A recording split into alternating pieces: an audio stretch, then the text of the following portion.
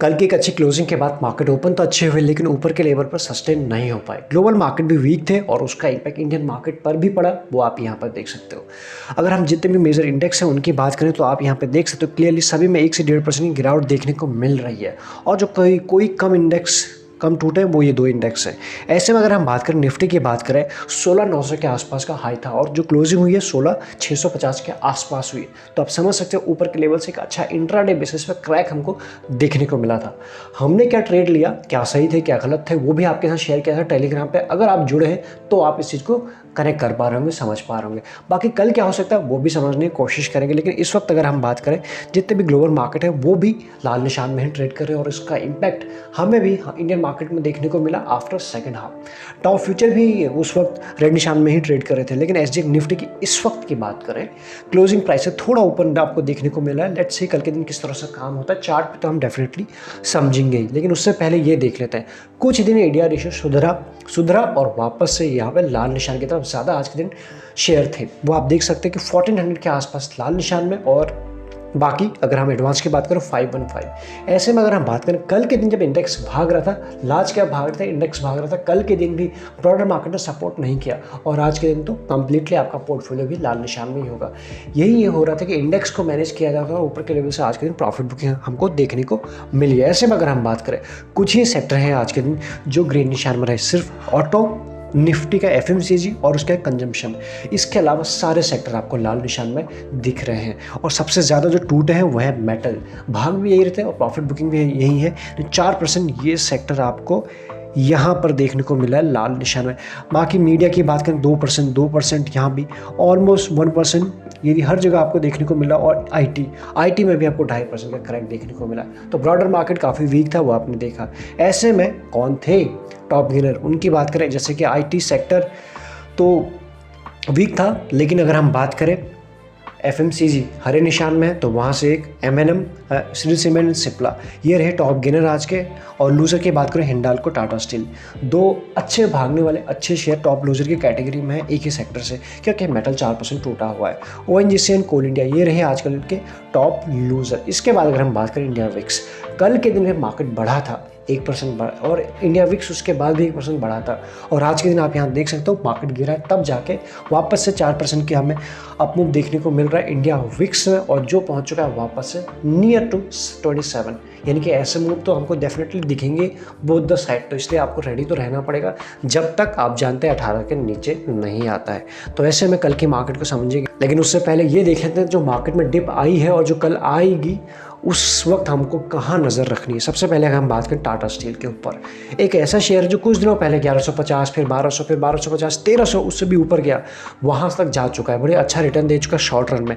आज वापस से इसमें 4% का क्रैक देखने को मिला है और 63 रुपीज़ पर शेयर डाउन है। तो आप समझ पा रहे होंगे अच्छा क्रैक इसमें देखने को मिला है। अब अगर इसकी बात करें किसी भी गिरावट में, फिर कल के फर्स्ट हाफ में ये आपको 1215 या फिर 1200 बेस्ट प्राइस उस लेवल के आसपास मिलता है, तो डेफिनेटली उन लेवल के आसपास इसको आप नज़र में रख सकते हैं, क्योंकि 1200 या फिर 1200 के आसपास ये शेयर वापस से अट्रैक्टिव हो जाता है।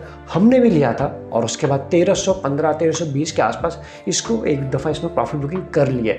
वापस से एंट्री इसमें करने की सोचेंगे अगर हमारी डिज़ायर अगर हम बात करें लेवल्स के आसपास आता है। अदरवाइज रेडार पे तो हमेशा मेटल्स रहता ही है एज ऑफ नाउ के मार्केट में। तो आपको क्या करना, अच्छे से रिसर्च कीजिए। कल तक जब तक मार्केट ओपन होता है आपको रिसर्च करनी है, लेवल्स ढूंढने। अदरवाइज हमने बता रखे कि 1200 या उससे नीचे अगर देखा जाए तो थोड़ा और नीचे, लेकिन वहाँ मिल जाए तो अलग बात है, लेकिन शायद वहाँ तक आ जाए 1200। इसके बाद बात करते हैं चार्ट एनालिसिस के ऊपर। सबसे पहले आप निफ्टी का 15 मिनट का चार्ट देखिए हुआ क्या।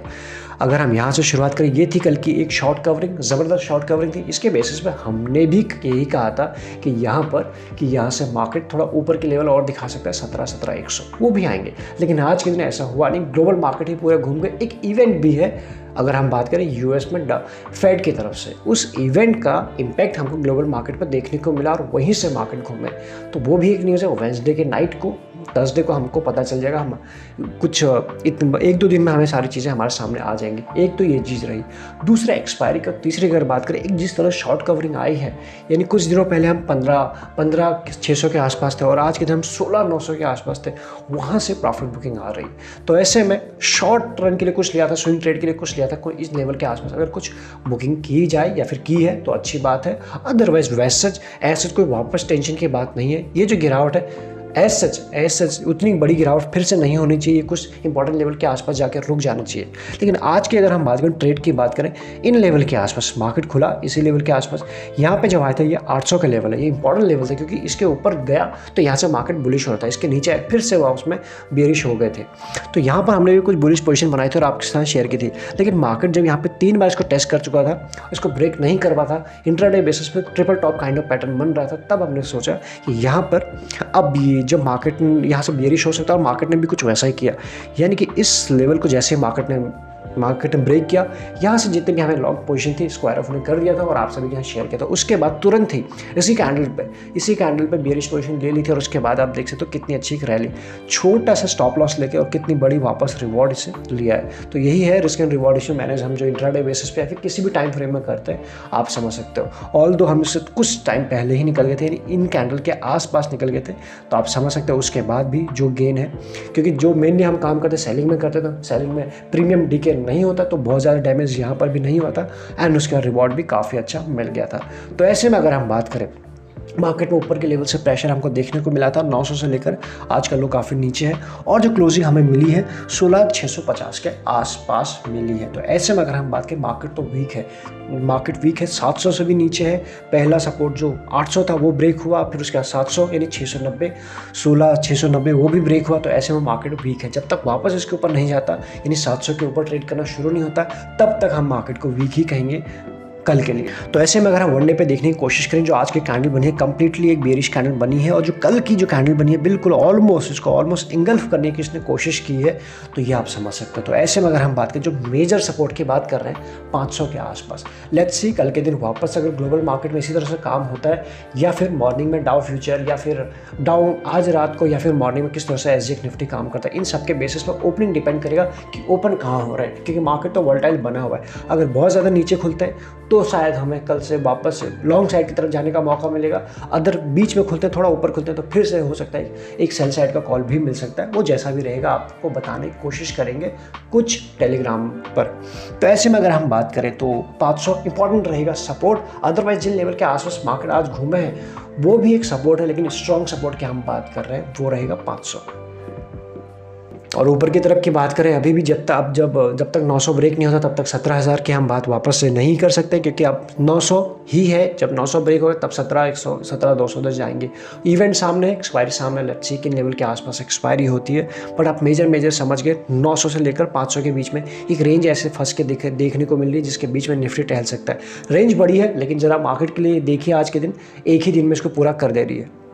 वही हाल बैंक निफ्टी में भी हुआ था। यहाँ पर क्लियरली आप देख पा रहे हैं कुछ टाइम यहाँ पे बिताया, फर्स्ट हाफ पूरा बिताया और उसके बाद एक बढ़िया सा फॉल देखने को मिला, या फिर ये कहीं एक क्विक कॉल देखने को मिला था यहाँ पे, जहाँ पे क्विक रिवॉर्ड मिल गया था। तो ये रहा था बैंक निफ्टी का भी हाल। ऐसे में जो क्लोजिंग मिली है 35,000 से भी नीचे मिली है। प्रोविजनल क्लोजिंग थोड़ा सा ऊपर हो सकती है, लेकिन अगर देखा जाए तो 34,950 के आसपास के क्लोजिंग हुई थी, जिसे आप वीक तो कह सकते हो। तो 35,000 अपने आप में एक सपोर्ट है, और लेकिन उसके नीचे क्लोजिंग हुई तो हम कह सकते हैं कि आज का जो लो था 34,750, अदरवाइज 34,500 के आसपास यहाँ पर भी बैंक निफ्टी के लिए सपोर्ट निकल के आ रहा है। मार्केट की बात करें एक दिन के बेसिस पर, हम ये नहीं कह सकते कि वापस यहाँ ट्रेंड रिवर्स हो चुका है, क्योंकि जस्ट अगर हम देखा जाए डेली चार्ट पे थोड़ा सा निफ्टी या बैंक निफ्टी स्ट्रॉन्ग होने की कोशिश करते हैं। 5 दिन के अपमूव के बाद 1-2 के लाल कैंडल तो बननी ज़रूरी थी, कंसोलिडेशन जरूरी था अगर निफ्टी को रियली ऊपर जाना है तो।